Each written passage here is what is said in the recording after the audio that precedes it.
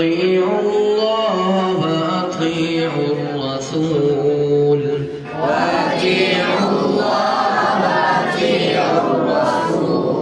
فإن توليتم فإنما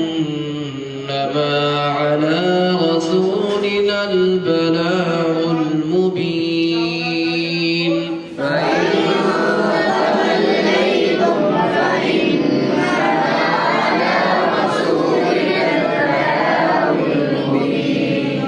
الله لا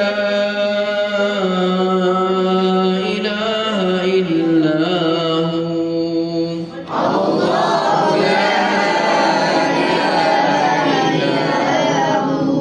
وعلى الله فليتوكل المؤمنون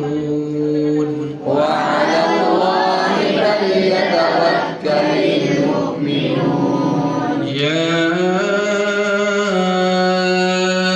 أيها الذين آمنوا إن من أزواجكم وأولادكم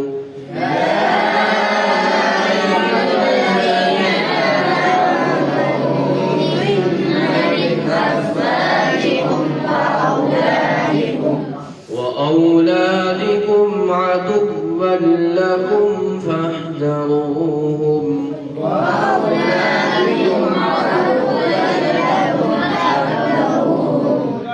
وإن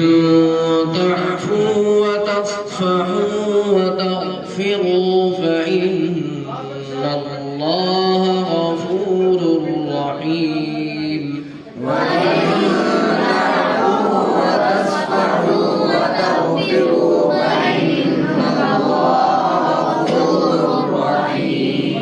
إنما أموالكم وأولادكم فتنة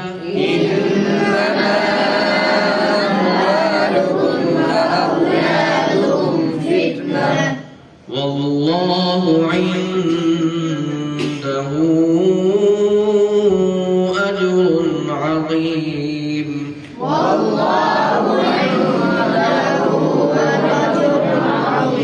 فاتقوا الله ما استطعتم واسمعوا وأطيعوا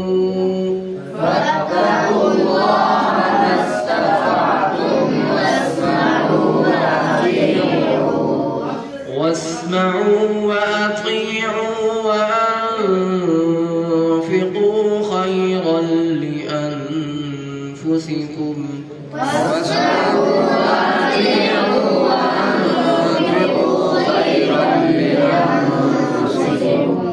ومن يوق شح نفسه فأولئك هم المفلحون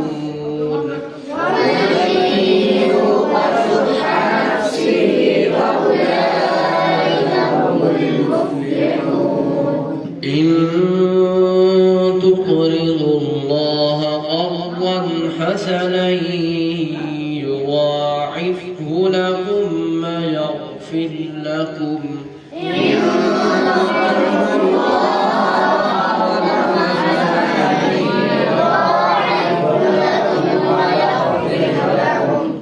والله شكور حليم